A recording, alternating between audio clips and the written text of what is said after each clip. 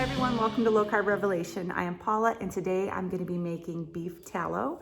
I have a jar right here that I made in a previous batch and this is what it looks like. Beef tallow can be used for a lot of things. We use it for cooking. That's what we've been using it for so far. I may venture out and use it for other things later on, but this is very easy to make and I'm going to go through step by step today to show you how we make it. We like to use this to fry our wings in. You can also use this to saute your foods in on the stovetop. It's really delicious. It's really good for you. And so I'm gonna go ahead and start showing you how we make this. Here are some of the supplies that you will need. I have mason jars here that I'm gonna be storing the tallow in. We keep it in the refrigerator. You can use whatever kind of containers you like, but mason jars work very well. And I have the lids here, and these are all clean, sanitized, and ready to go. I have a variety of strainers here. This is a milk bag. Show you how we use those. Right here I have this really large enamel canning pot. You need a really large pot if you're gonna be making large batches of this. So you're gonna need some long spoons to stir up the suet as it is rendering down. And so yeah, that's about it. Okay, this is our suet here that we got from our quarter cow that we purchased not too long ago. You can check out that video if you're interested in seeing how much meat you can get from a quarter of a cow. This is a big chunk of it, and we like to cut ours up into smaller chunks because it renders down faster. You can absolutely render it down in the big chunks, but it takes a lot longer. We discovered that the smaller pieces, the better, the quicker. So that's what my hubby's doing right now. This is about 9 pounds of suet right here. And I'm getting ready to get it into the pot and get it rendering down. Okay, so here is my big enamel pot. I have it going already on the stove. You're gonna wanna do this really low heat and slow. It is a little bit of a process in letting this all melt down, but that's just how it is. You don't want to do it too high because it'll burn. In the bottom, I have just a couple of inches of water. That's it. 2 ingredients. And I'm going to go ahead and let it simmer down, and I will update you in just a little bit to let you know how it is doing. So this has been 45 minutes, and this is how it's rendering down, what it looks like. We're going to let it go longer, and I'll update you in a little bit. Okay, so it has been about 1 hour. I started this right around or just before 10 o'clock, and it is simmering here on, I don't know if you can see, it's on very low on the burner, and it's just simmering away here. And every once in a while, we come in and just give it a little stir. You can see it's just melting right down. Been 2.5 hours, and let's see how we're doing here. See, it's cooking down. Not there yet. Right now we're just waiting for all of this suet to turn to liquid. Now all of this liquid is going to be mixed with water, and we're going to show you how we get rid of the water in one of the steps that we do. For right now, we're just gonna let it simmer. Okay, so this has pretty much turned to a liquid. There's a little bit of lumps inside of it still. So we're going to strain this into this bowl. We already tried it, but it was a little bit too thick still. So we let it cook down a little bit more, and we're getting ready to pour this into the strainer into this bowl. And I will show you what it looks like after we do that. So we strained the tallow, and this is how we're gonna separate the water from the fat. We put it in this glass bowl so that you'll be able to see. We're gonna put this in the refrigerator so it can cool off very carefully. It's very full. And then as soon as it starts to cool, it will harden, and the water will all go to the bottom. We did strain out some of the suet that was still chunky, and we put it in a smaller pot, and we are cooking that down to get more tallow. So that's going there. That was what was left in the strainer after we poured the liquid into this bowl. So after we get this out of the refrigerator, we will show you what that part looks like. So this is how I've been straining. I've been pouring the melted tallow into this strainer. It's a very fine mesh strainer. And I've just been putting this in here and letting it strain out.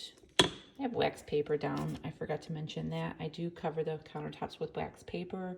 That really helps with cleanup because this tallow is like an oil and it becomes hardened and you have to use soap and water to get it off. So I always make sure I put down wax paper, but this is the beautiful tallow that comes out of this fat.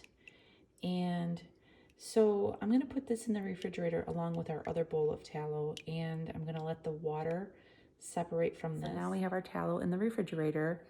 It is 6:30. We've already had dinner and it has taken all day long to do this. I recommend taking a day when you're just home for the entire day if you're gonna attempt making this. And you don't have to man the stove the entire time. We have it on a very low simmer. We were able to get some things done, and every so often I would just come in and stir the pot and watch it melt down. And so that's the longest process. I recommend that if you're gonna make this, to cut your pieces into as tiny pieces as you can get. It will render down a lot faster. We did that the last time, and this time we just used bigger chunks because it was still partially frozen and it was harder to cut up and it took a lot longer. So I would say you could probably knock off a couple of hours of time if you have your suet cut up into small pieces. It takes a lot of time, but it's very rewarding. You will have a finished product, a really good, clean cooking oil that you can cook with, and you will love it. Okay, so we have our 2 bowls of tallow right here. This one up here, you can see that it's already starting to solidify. And once it becomes a solid, the water is gonna separate from it and it will fall down to the bottom, and you will have your tallow on top, your water on the bottom. We take the solid piece of tallow and we melt it back down so that we can pour it into our jars. So these are gonna just get happy here in the refrigerator and become solid, and then we will go to the next step. So it is the next day, and we let the tallow set in the refrigerator overnight, and I'm gonna show you here. This is what we got from the 9 pounds of fat, and you can see on the bottom here that there is the water. The water has drained down to the bottom. Got this nice solidified tallow here on top. So what we're gonna do is we're gonna get this out of the bowls, get the water separated from it, and put it back into the pot and melt it down. And so I'm gonna try to get from this angle. You can see the water better in the light. There you go. You can see the water has all settled down to the bottom. Don't cut yourself. All right, so this is the water on the bottom, and it looks like it has some fat in it, so it made like a gel. So we're gonna get rid of all of that. And this is just solid. We're gonna put that down in the pot and do the other one.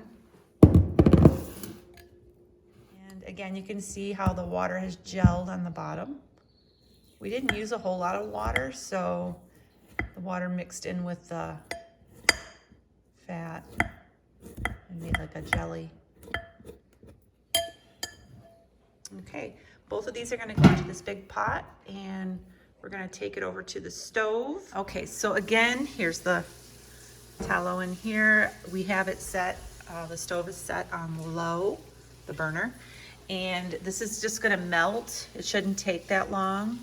So I'm gonna go ahead and cover this and let it melt down, and then I will show you what it looks like. So as you can see, the oil has completely melted. This only took about 15 to 20 minutes for this to melt. And this is the lovely beef tallow oil that I've been talking about. So now I'm gonna show you the last step. There may be another method to do this. There may be an easier way, but this is just the way that I do it. I take my clean sanitized mason jar, and I like to use a nut milk bag. I got these on Amazon, and I just put it down in the jar a little bit so that it can strain. one final strain. And I just put my little funnel on top. So we're gonna pour this oil into this easy pour measuring cup. Look how clean that oil is. It looks great. Okay, so slowly we're just gonna pour it into the funnel. It's gonna go through the milk bag and it will strain one last time. It looks pure already, but this will get any last little remnants, floaties, whatever. And that was perfect. Okay, so I'm gonna pull this out, let it drain for a second. And you can see I do have a little bit of residue left on the screen here. It's dripping everywhere. So I'm gonna look at this. Isn't this lovely? I'm gonna put it over here and we're gonna do another one. This cleans up really well with soap and water if you get any spills. Okay. That's two. Was still a little bit left of straining that needed to be done.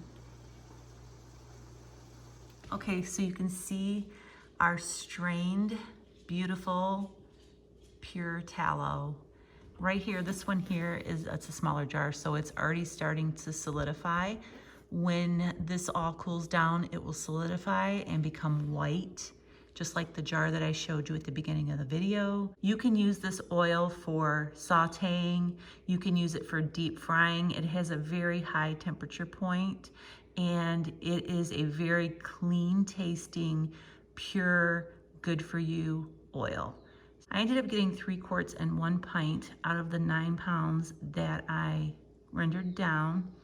To be honest, I think we could have got 4 quarts because I ended up spilling some and I ended up throwing out a little bit of the fat that had some tissue and cartilage and that kind of stuff in it. So I think out of 8 or 9 pounds of tallow, you should be able to get 4 quarts of oil. I will store these in the refrigerator until I need them.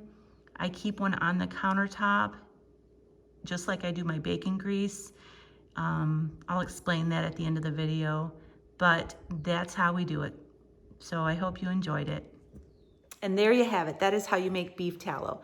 Now, the way we store this is we keep it in the refrigerator for long term. You can also freeze it, but I recommend keeping a jar out on the countertop. You can keep it out on the counter if you keep it out of direct sunlight and you keep a nice tight lid on it. If you store it in the refrigerator, it becomes rock hard and it's really hard to get anything out of the jar. So if you take a jar out of the refrigerator and you need to use it right away and it's rock hard, you can set it down in a warm water bath, like in a bowl, and it will melt enough for you to be able to scoop some out. But I keep a jar out on my counter just like I do my bacon grease. The other jars that I make go in the refrigerator until I need them. They will stay longer that way. Like I said at the beginning of this video, we use this oil to fry our chicken wings in. It will do great at frying at higher temperatures. It's much healthier for you than vegetable oils. It's natural and it has a really clean, pure taste to it when you fry your foods in it. When we fry our chicken wings, we fry them with no breading on them. We just season them and we just drop them down into a fryer with this tallow and they taste delicious. So I hope you enjoyed this video on how we make our beef tallow. If you did enjoy it, please give this video a thumbs up. It really helps out my channel, and subscribe to my channel so you don't miss out on any of my future videos. And thanks for watching. Have a great day.